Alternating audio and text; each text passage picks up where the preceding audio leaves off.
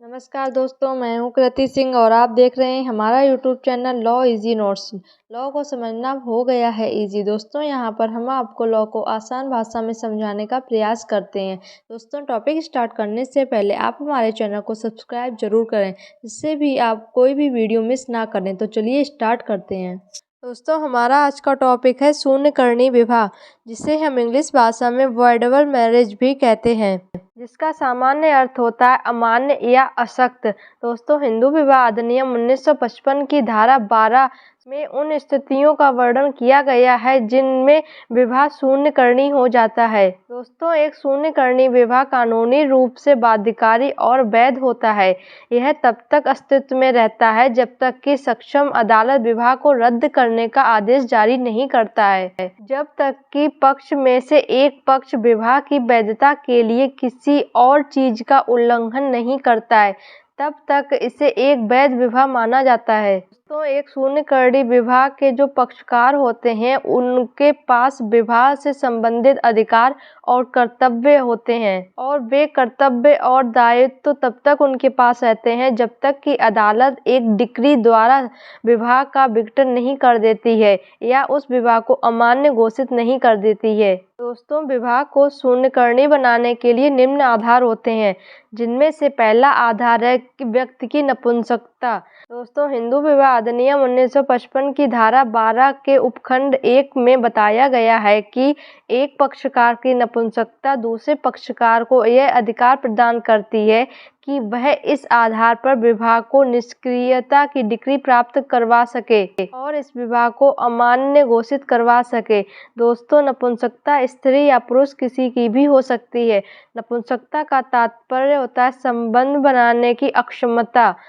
जब पति या पत्नी में से कोई भी व्यक्ति संबंध बनाने के लिए अपनी स्वीकृति नहीं देता है और यह क्रम 1 वर्ष से अधिक चलता है, तो इसे व्यक्ति की नपुंसकता माना जाता है।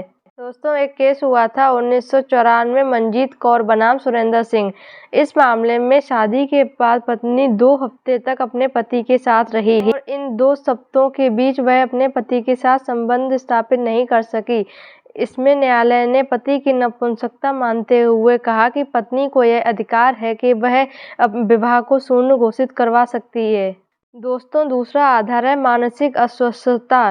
दोस्तों, हिंदू विवाह अधिनियम 1955 की धारा 5 के उपखंड 2 में कहा गया है कि यदि विवाह के समय दोनों पक्षकारों में से कोई व्यक्ति जिसका मानसिक संतुलन ठीक नहीं है और वह शादी के लिए सहमति देने में असमर्थ है, या ऐसा व्यक्ति जो अपनी सहमति देने में किसी भी कारण से असमर्थ है, या पागलपन या मिर्गी की दौरे से ग्रसित है, तो विवाह को शून्यकर्णी घोषित किया जा सकता है। लेकिन दोस्तों, इसके लिए यह शर्त आवश्यक है कि अगर व्यक्ति शादी के बाद पागल होता है या उसको मिर्गी के दौरे पड़ते हैं या कोई भी मानसिक अस्वस्थता होती है, तो विवाह को शून्यकर्णी घोषित नहीं करवाया जा सकता, लेकिन यह आधार तलाक के लिए पर्याप्त माना जा सकता है। विवाह को शून्यकर्णी घोषित करवाने के लिए आवश्यक होता है कि शादी के समय वह व्यक्ति इन बीमारियों से ग्रसित हो।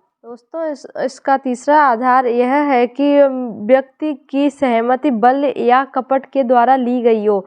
जहां पक्षकारों या उनके संरक्षकों की सहमति कपट या बल से ली गई है, वहां विवाह शून्यकर्णी होता है। का अर्थ है कि पक्षकार को किसी विषय में जानकारी ना देना या उनके साथ छल करना या उनके धोखे से उनकी सहमति को प्राप्त करना। दोस्तों, एक केस हुआ था 1996 में रमाकांत बनाम मोहिंदर लक्ष्मी दास। इस केस में पत्नी ने वर्तमान शादी से पहले 2 बार शादी की थी और उसका एक पुत्र भी था। पति को इसके बारे में उसने नहीं बताया था। न्यायालय ने यह निर्धारित किया कि पति विवाह को शून्य घोषित करवाने का अधिकारी है। दोस्तों, इसका एक उदाहरण यह भी है कि दोनों पक्षों में से किसी एक पक्ष को शादी से पहले कोई बीमारी है जिसका इलाज मुमकिन नहीं है और शादी के वक्त उस पक्ष ने दूसरे पक्ष को यह बात नहीं बताई है, और शादी के बाद जब उस पक्ष को इस बीमारी के बारे में पता चला तो वह न्यायालय जाकर इस विवाह को शून्य करणी घोषित करवाने का अधिकारी हो जाता है। दोस्तों, इसका चौथा आधार है पत्नी का गर्भवती होना।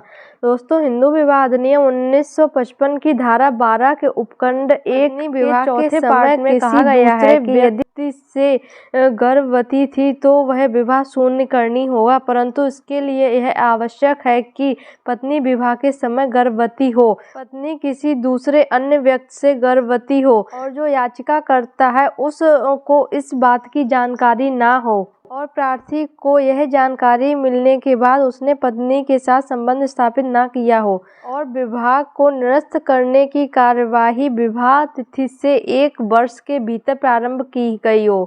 दोस्तों, एक केस हुआ था 1965 में महेंद्र बनाम सुशीला बाई। इस मामले में पत्नी ने स्वयं स्वीकार किया था कि विवाह के पूर्व वह गर्भवती थी, जबकि उसका पति के साथ किसी भी प्रकार का मिलन नहीं हुआ था। तो यहाँ पे यह निष्कर्ष निकलता है कि पत्नी इस धारा के अंतर्गत दोषी है और पति विवाह को शून्य करणी घोषित करवाने का अधिकारी है।